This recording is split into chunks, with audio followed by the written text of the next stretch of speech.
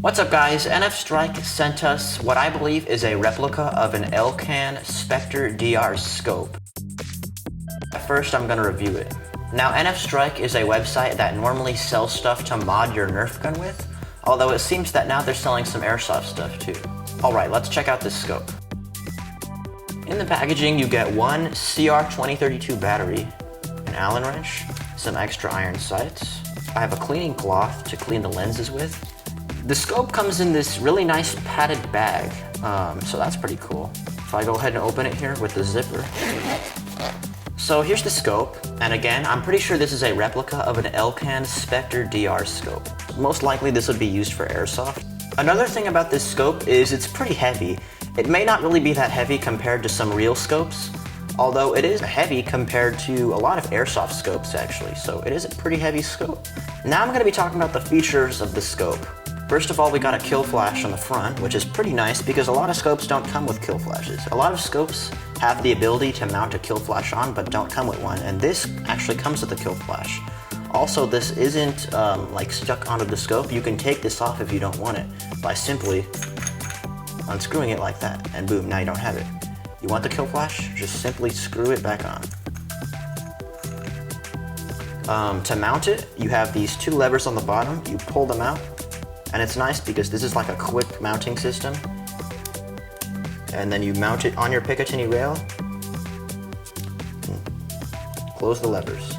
This scope, you can have it either 1 magnification or 4 magnification.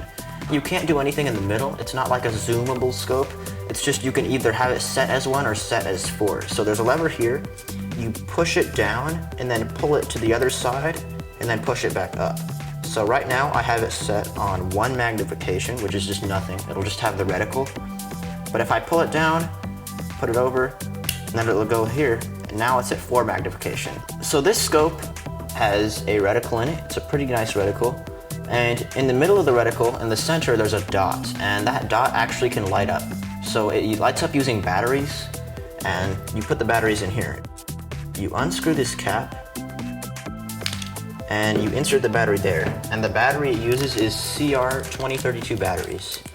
So you can most likely find these at Walmart or H-E-B or stuff. They're not very uncommon. So what you want is you want the positive side of the battery facing up. You just simply place it right there. Boom. You put the cover back on and then screw it back on. So to turn the scope on and off and adjust it, there's a dial right here. It's the same dial where you put the battery in, except it's the whole dial you'll turn.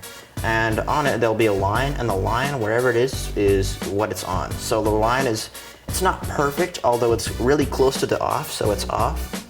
And the zeros is different settings for the green, and the plus is different settings for the red. So if I turn it to the left once, the first 0 is actually the brightest green. So if you can't see it right now, but this green is actually really bright. And if I turn it one more to the left, it's not as bright. Yeah, so there's actually 5 brightness settings. And with the red, the one that's closest to the off for red is actually the dimmest. And the more you turn it, the brighter it'll go.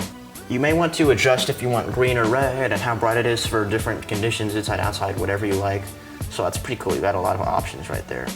So now we got the windage and elevation adjustments. On the left side of the scope, there is a little screw here, and R and L for right and left. This is the windage adjustment. So get a coin or a screwdriver or whatever you got, and you can turn this to adjust it for windage. The elevation adjustment is back here. Like on the bottom of the scope, it's this dial right here. And if I'm looking at the left side of the scope, the more I turn it right is up. And it actually gives you an arrow up, and the arrow's pointing to the right. So that's for the elevation. The scope does also have some iron sights on it too, in case you don't want to use the scope. You can just move your head up and aim down the sights. We have one in the back, one in the front. A cool thing about these sights is you can cant them. If you get a really small Phillips head screwdriver, you can unscrew these iron sights, and you can move them one to the left or one to the right to have them as canted iron sights, which is pretty cool. Also in this bag, it comes with extra iron sights and extra screws. It also has a red dot on top too, and if you're using the iron sights, you may want to take the red dot off because the red dot blocks the iron sights. Unless you have them canted, it might work, but I'm not sure. It's a little red dot. Comes with a cover, which is nice to protect it. You can actually take the red dot off by using the Allen key it came with. On this side, you unscrew this screw here. Boom. And then there's another screw on this side that you unscrew. Now I got the red dot off. Here it is, just that. Now we can see the scope without the red dot, and you can use the sights. The sights are pretty cool. You can also see it with the red dot off and the kill flash off. If you want to turn the sight on, there's a switch back here. If you have the switch all the way to the right, it'll be off. In the middle, it'll be on. And all the way to the left, it'll be on, but it'll be a little bit brighter. All right, that's pretty much all the features of this scope. Now I'm gonna attach it to my airsoft gun.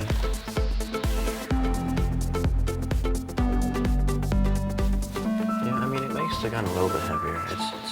It's not like crazy, but it is heavy enough to where it makes the difference noticeable. All right, I'm gonna go shoot this now. I'm about 60 feet away from the targets. This scope isn't zeroed or anything. I'm just gonna be shooting it.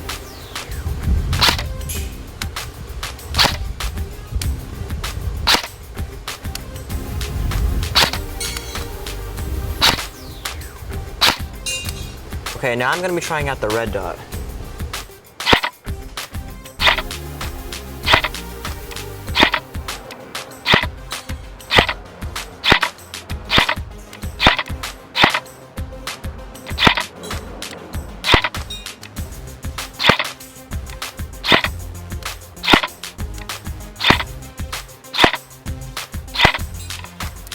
With this one, actually, the windage was pretty good. I still had to aim it a tiny bit right, but maybe it wasn't really as bad as the scope. The windage was pretty much already set pretty good.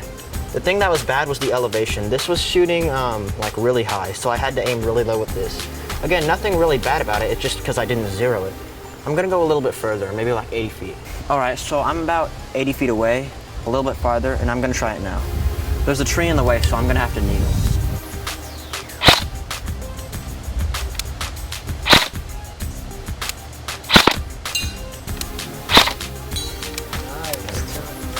I'm just gonna try this at 1x magnification just to see what it's like.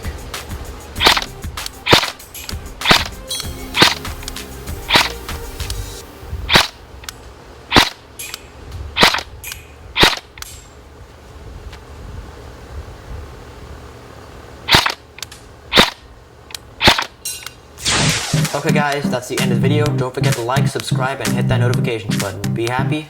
Peace out.